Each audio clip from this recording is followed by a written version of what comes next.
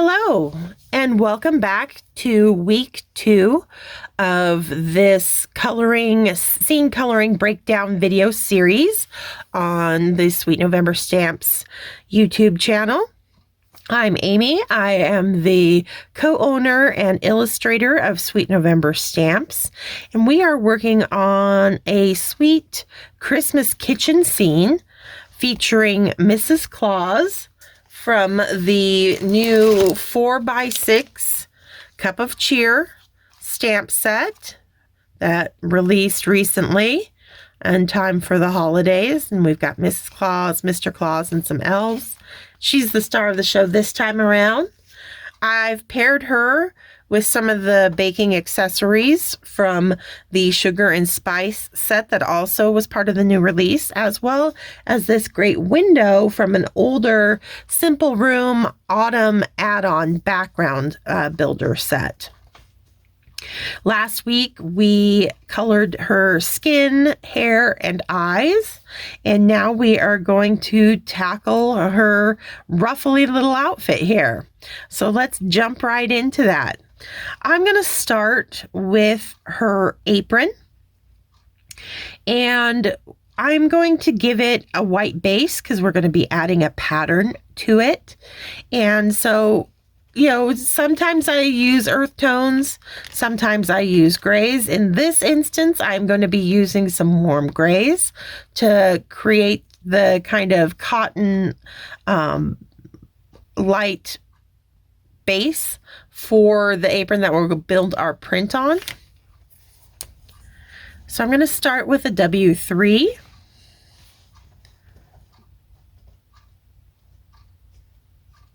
And I'm just going to map in all my little shadow areas. Because we have this window over here and Mrs. Claus is facing off to the left as well, that's where I'm going to have my light coming in from. So it's kind of hitting her from that left-hand side. So I'm going to cast all of my darker colors more to the right-hand side of her body. And we did that with her hair and with her skin, so we just want to keep that consistent. Now I'm using this W3 to kind of add some little pleats and folds into this front of her apron here. That's just going to break up that wide space and add a little bit of interest to the garment as we color it. And so I'm doing that by pulling my marker and letting it's wider up top, and then those brush strokes taper off to a fine point as they come down to the hem of that apron. It's also got these gathered ruffles down on the bottom, and so I'm going to just get some shading going on between those ruffles. So the parts of the ruffle that bump up, I'm leaving nice and light, and the ruffle that kind of dips down is going to get more of the shading, like so.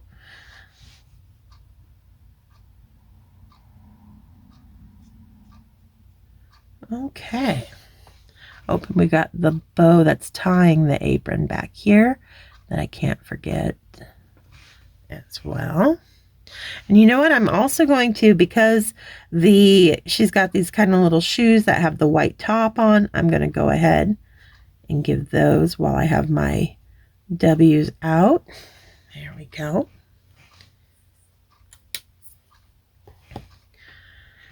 Now I want W2.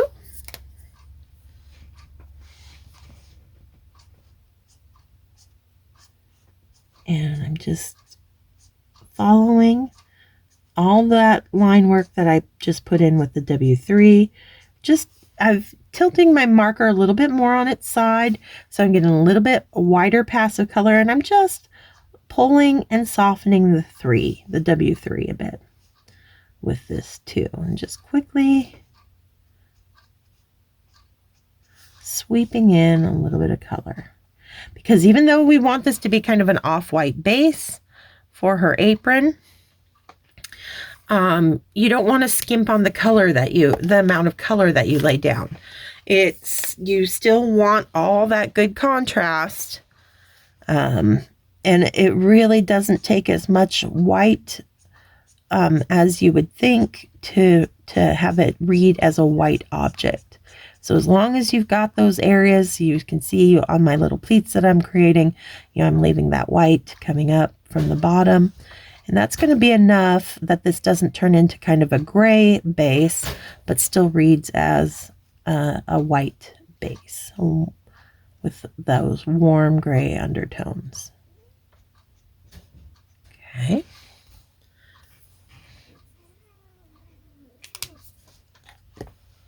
And finally, I'm going to grab my W00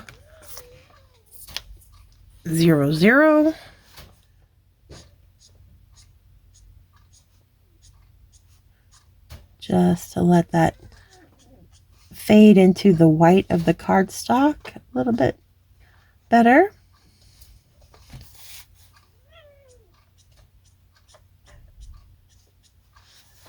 All right, there we go. And, oh, I forgot to do her collar. I think we'll do that white as well. So I'm just taking a little bit of that W2, just hitting the back of the neck there, and we'll call that good. All right. Now, I'm going to, before adding any prints or fun stuff to that apron, I want to give it plenty of time to dry so that when I go to add any of my line work or print or whatever pattern we're going to be creating, if I work too quickly and go in while my cardstock's still wet, that line work is going to have a tendency to want to bleed out on its own. So I'm going to wait till it's nice and dry so that my line work stays nice and crisp. So I'm going to move on, and we're going to do her dress, and we're going to give her a green dress because I have a plan for the cabinetry in her kitchen being kind of red or earth tone reds. So the green will pop against that. All right, so for her green dress, I am going to start with, I kind of think I want to go with a YG41.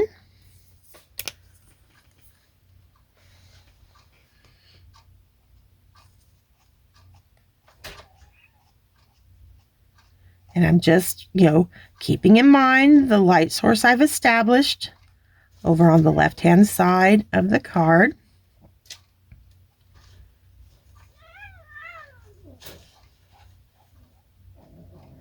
And I'm just going to keep laying my colors down so that they stay nice and bright, where that light's coming in through the window to hit her on that side of her body.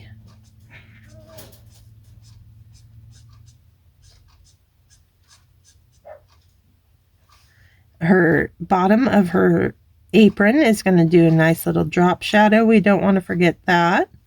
And then because, I added those pleats into the apron, I'm going to do the same thing. I'm going to kind of follow wherever I had that line work come down.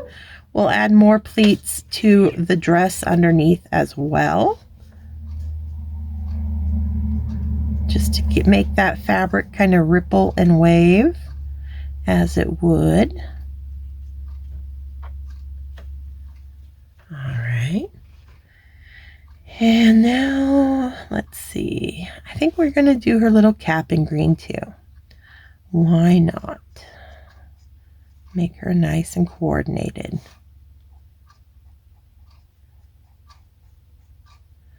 So this little bump out is going to stay lighter. And then here on the front, we're going to keep that. Now this is on the underside of the cap, so it's not going to be having the same amount of light hitting it as the outside part of that cap.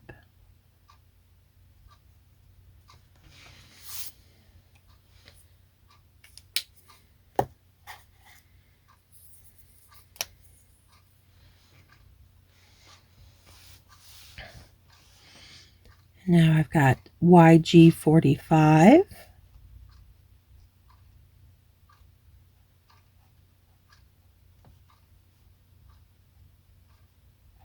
And I'm just following those artist drawn lines here, kind of the puff of that sleeve. Reinforce the shadows in them.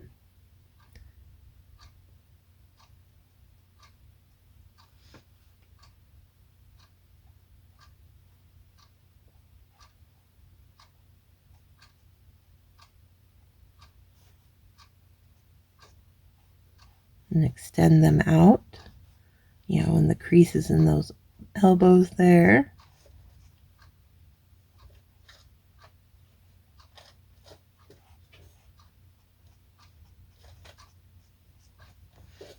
All right. Continue to play up our pleats and folds in this skirt.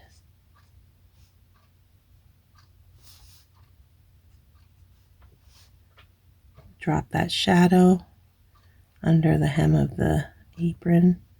Really reinforce that. We're deepening that up.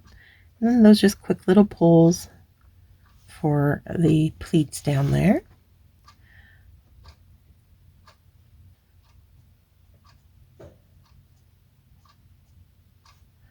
Underside of the hat's always going to be darker.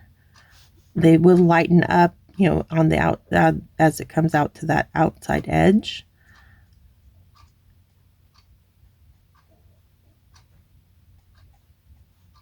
But in the deepest part, you want it nice and dark and fade out. There we go.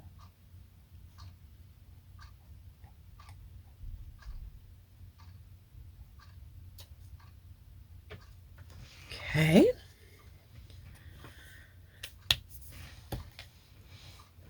Next, I want some G46.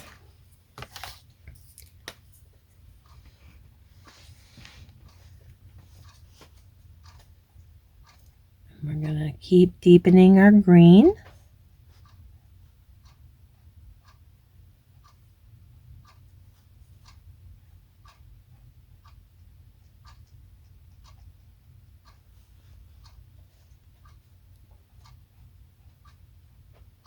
And I'm just going over all the areas, you know, you'll notice I'm just building layers. And with as each marker gets darker, a little bit less of it goes down, but it's going down in the same general areas that I kind of mapped out to begin with my lighter markers. It's just not being as heavy-handed with them as they get darker. So my line work gets finer. My pressure that I'm putting on the marker lightens up.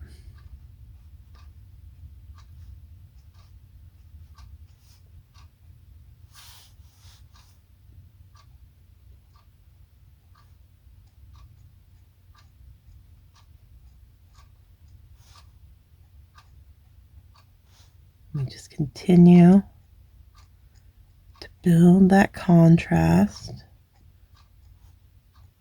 throughout the garments with all their little movement and flow.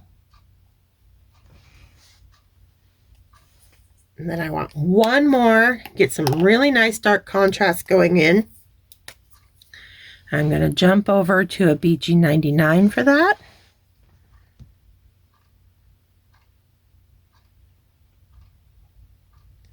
And you can see very light hand.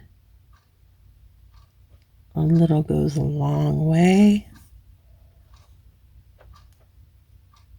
But it's actually going to be very helpful in making those lighter shades of green really sing and come to life.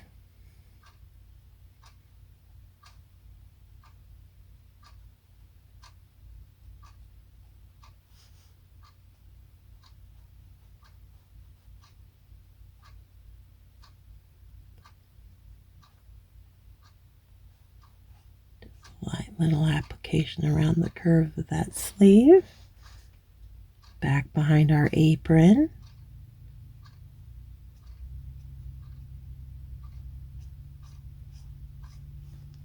on the underside of that apron where it's kind of folded on itself.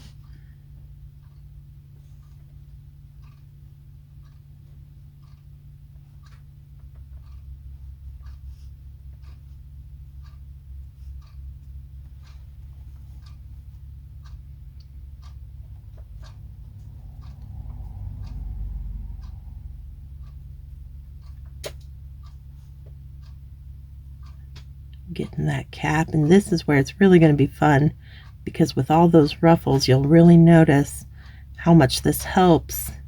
You'll push some areas further back, bring some areas forward.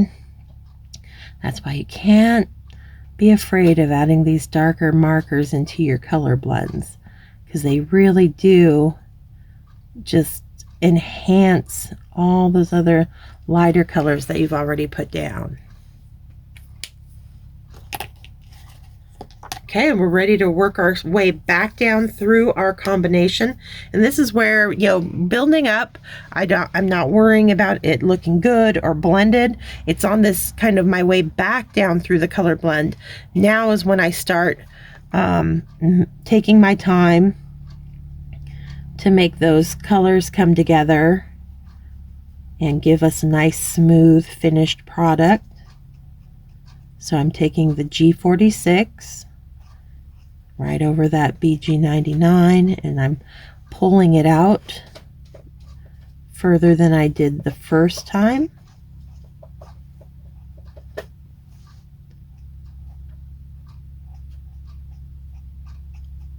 You'll notice, you know, I don't take my darker colors all the way back to that black artist drawn line on those sleeves and stuff, because what that does is it helps create the illusion of that being a nice round puffy object that's kind of turning in space and catching that reflected light on the back side of it.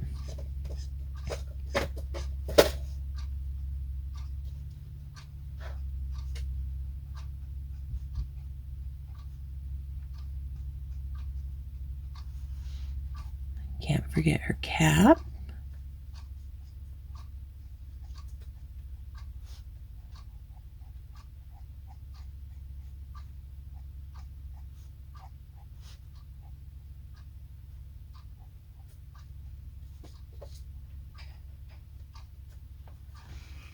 And that front of her chest too. Okay. I'm going to bring in the YG45. I'm going to see how it blends on its own. I may have to bring that G46 back out and do some tip to tip, but actually I don't think so.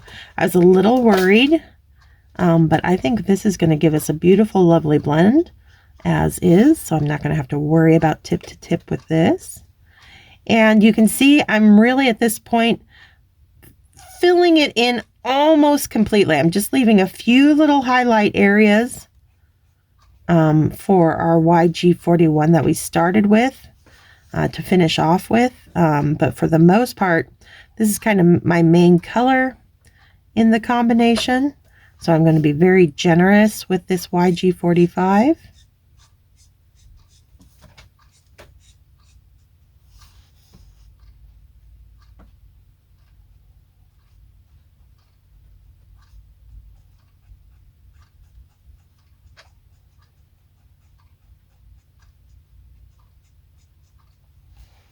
And same up on her little cap.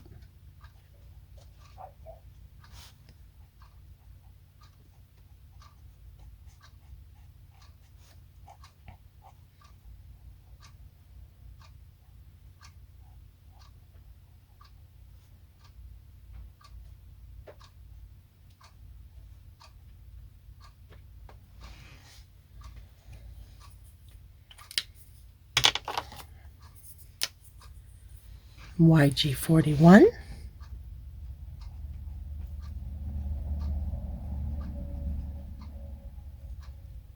Finally filling in any white space that I've left up to this point.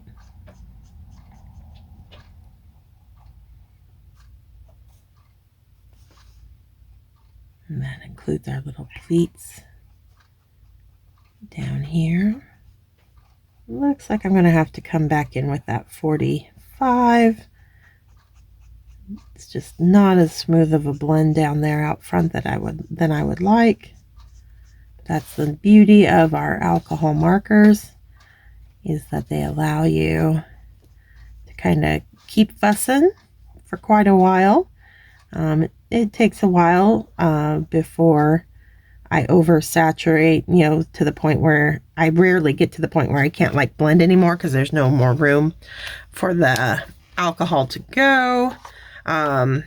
You know, which reminds me, I am working on Copic X-press It cardstock. I think I forgot to mention that last week.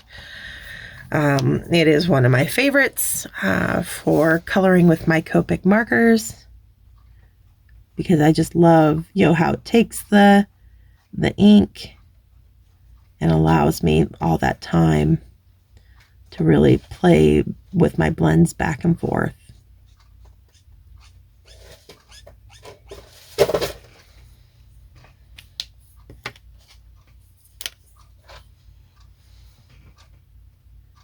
Now back to that 41. So now I'm much happier. You can see where we're not really seeing those individual brush strokes anymore, like we were after that first kind of pass. It's a much smoother blend between those two colors, and I'm much happier with that down there. All right, moving on.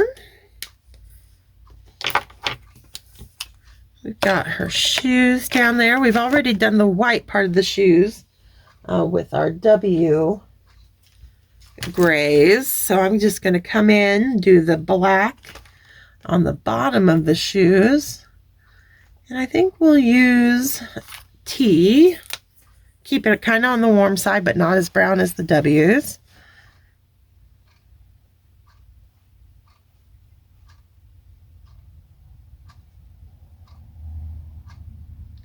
So I've got a T9, nice and dark.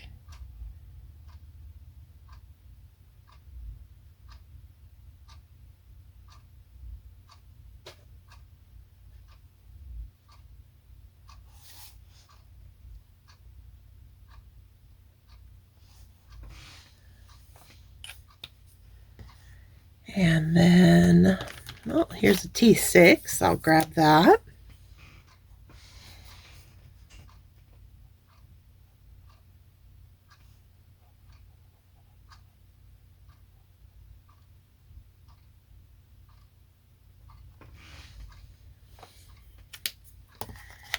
And now look for a T5.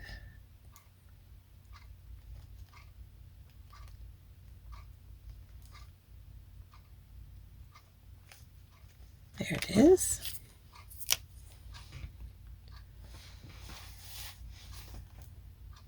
And I'm just going to pull that. I'm going to leave just a sliver of white for a nice shine on her leather shoes.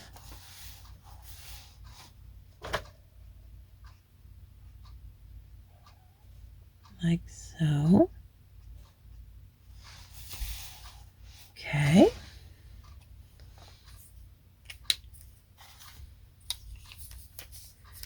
All right. I think while I've got my grays out, I'm going to go ahead and grab C3. And I'm just going to do her little teacup, give it a base. We'll probably add a pattern to it as well. But I'm going to do just like we did the white base on her apron and stuff. We want to get a little bit of color down before we add any patterns. So that was C3. I'm going to come in with a C1.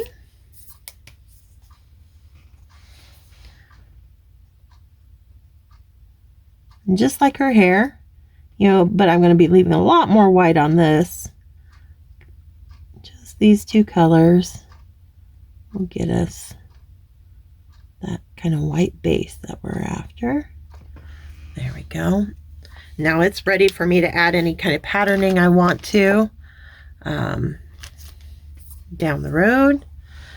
I will go a little darker on the underside of her saucer, just to give that a little bit more shadow there. There we go. Awesome. Okay.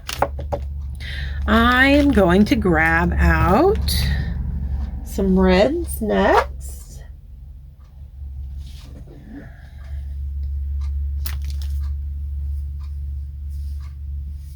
And let's see, what kind of patterning do we want to give Mrs. Claus's apron? Let's see. I think I'm going to add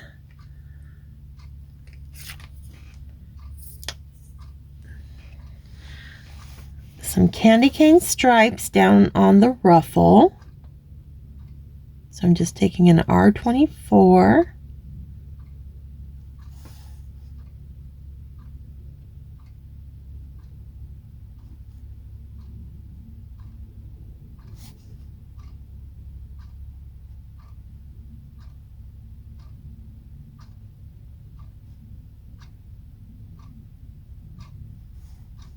And I'm just gonna follow the curve of those artist drawn lines.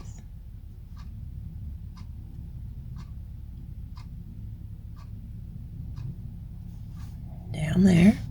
And then the little lace up top.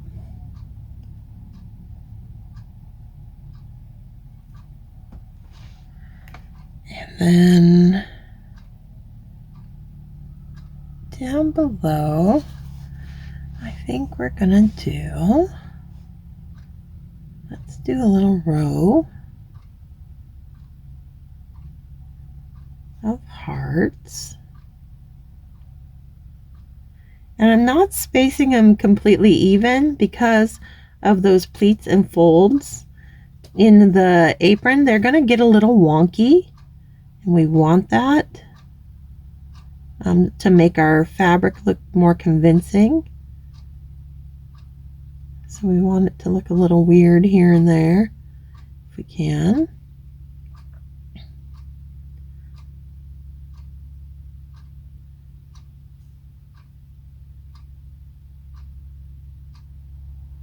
And I just, pull from, to make these simple little hearts.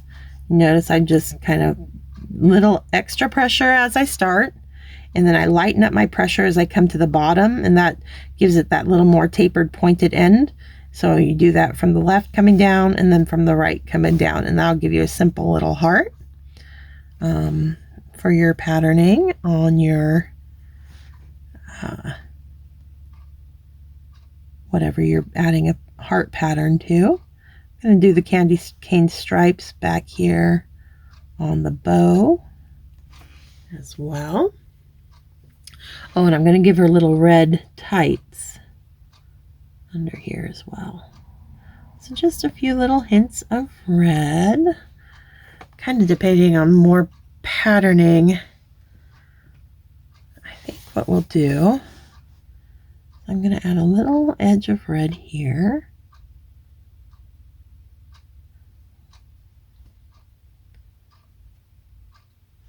And then we'll enclose our little hearts. And this is where I'm going to play up the kind of bumps in those pleats by changing the line. So it's not going just straight across that whole apron, that it kind of moves and flows too, like so. And then from the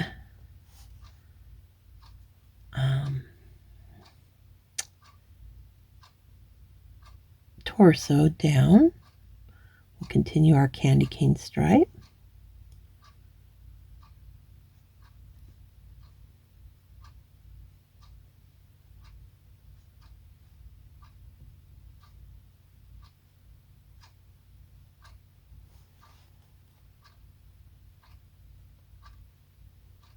That one's kind of falling in a fold there, so that's why I'm going a little wonky with it. And we'll see a more smooth line out here. I got another pleat happening here, so I can let my line go a little bendy there. And that one too.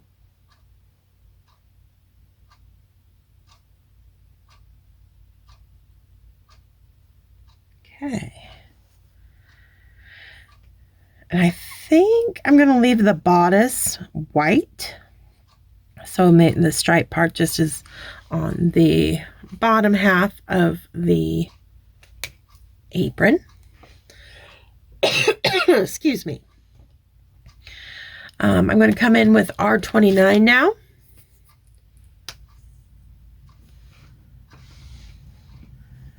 And I'm going to hit the top of each of these lines where it's kind of more heavily shadowed because of the little plate she's holding, you know, the curve in her tummy, her arm back here.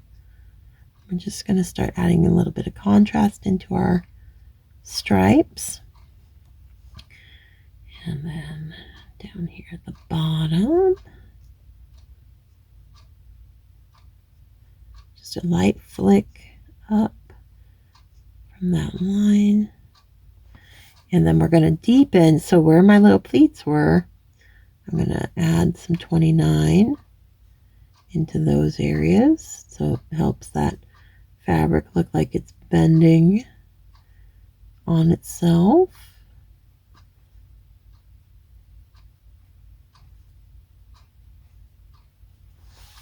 And then we'll do the same down here. Put little flicks out.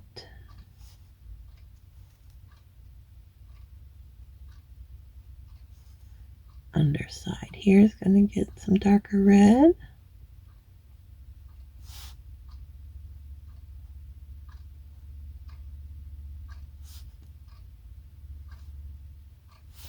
Okay.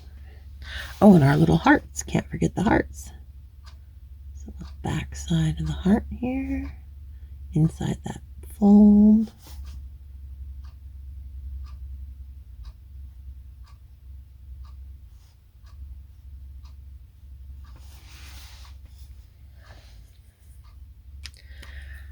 Let's see, I need a little bit more contrast, so I'm going to come in with R89.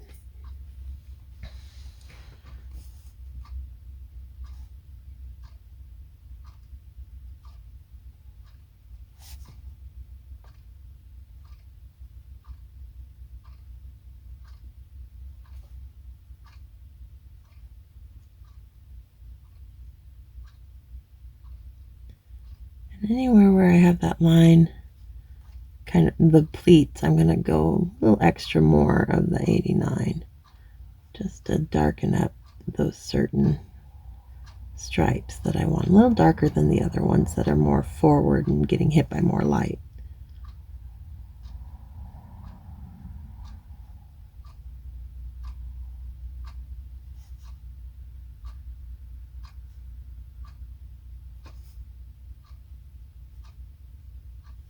Very light touch, very quick little flick of the wrist.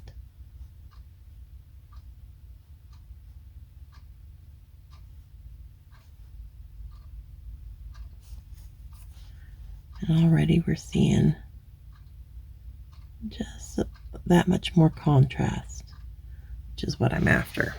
Oh, can't forget her little stockings. There we go. And I'm going to jump back down to that R24.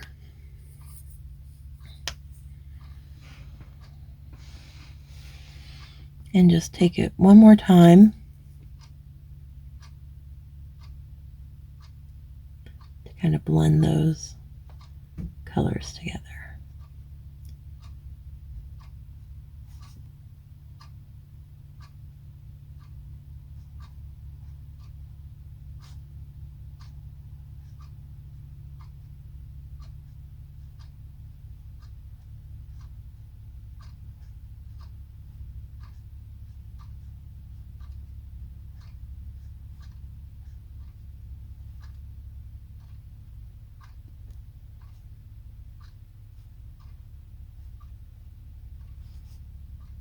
There we go.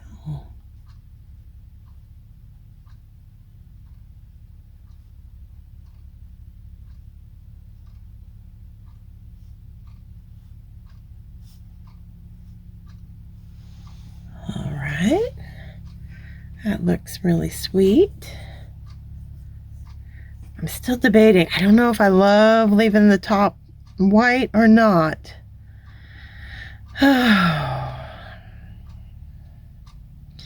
Decisions.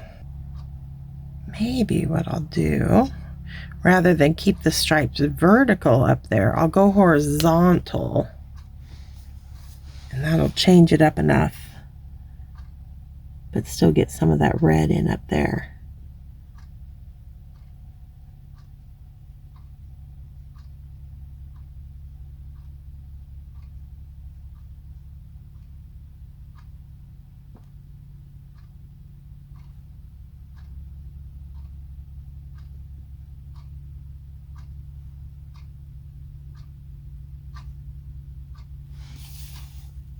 Yeah, I'm liking that better already.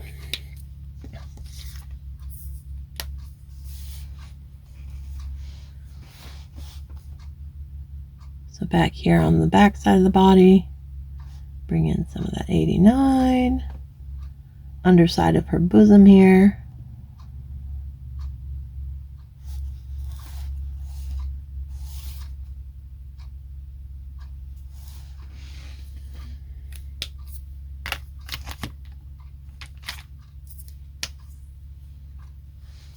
Pull that with the 29.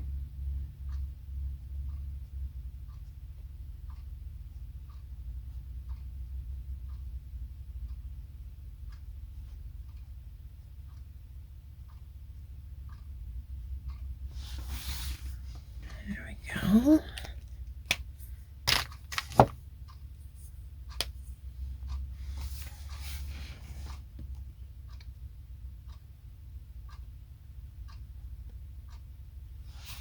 All right.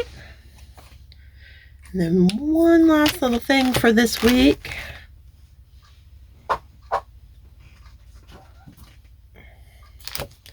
So I'm going to pull out the BG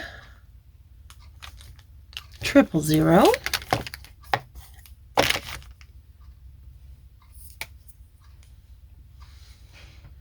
Just give a little wash to her spectacles here. And while that's wet, just a little bit of C3. There we go. All right, I think we're going to wrap up week 2 right there. And when we come back next week, we shall do probably the floor and maybe the wall. We'll see how long it takes. All right. So that's everything for this week. Thank you so much for joining me. Stay crafty, my friends. Bye.